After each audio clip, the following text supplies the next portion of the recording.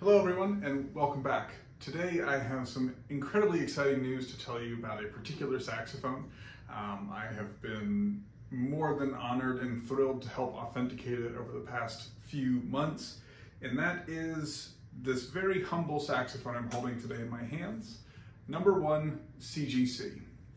This saxophone is the pre-production prototype that marks the moment when Conn as a company began the process of tooling and building their own saxophones from their initially imported models.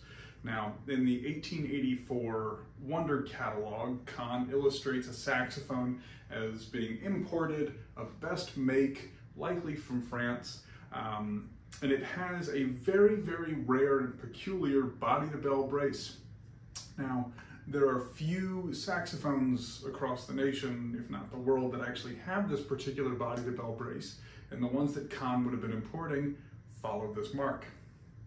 Now, this particular saxophone was found in a private collection in the Atlanta area. It belonged to the first principal clarinetist of the Atlanta Symphony Orchestra, amongst various rare boxwood clarinets, early saxophones from Conn and Selmer, etc.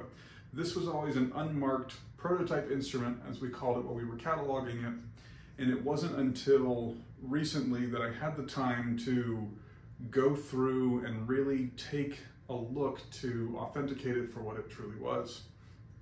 In my work with other Conn saxophones of early 3-digit serial numbers and I guess also earlier, there are certain pieces to look for in the authentication process for where the serial numbers would go or how engraving patterns might match up with each other. And this particular saxophone fits that story, and it fits the trajectory of the instruments moving forward. For those of you who don't know about the history of the first American saxophone, it was always said that Gus Buescher made this instrument for C.G. Conn right around the 1884 mark, but some sources will say 1883, some will say 85, 88, 89. It really depends on where you're looking for your information. It was known to be an E-flat alto from kind of this European late 19th century design. Some sources also say there was an Adolph Sax prototype, but that's more likely for the Buescher saxophones themselves later down the trajectory. But this particular instrument, as I said, would have been the one that was pulled from their imports to build the key tooling to make it their own. And that is seen from a couple of different parts of this instrument moving forward, and the biggest of which is in this left-hand key system. On early Conns, the high G is very protruded, and that stems from this particular instrument with this certain key height being where it stands. The design of the spatula keys to then be split for rollers in their early instruments, and also the placement of the serial number on this instrument itself. This particular saxophone is serial number 0. It is not serial number 1, but it is engraved in both the bell and inside of the keys number 1 with matching sets throughout.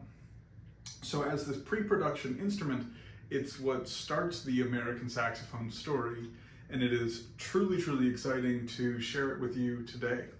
Now, over the next couple of months, I will begin to fully restore this instrument back to playing condition so the world can hear once again the sounds of the American saxophone from its humble origins and beginning.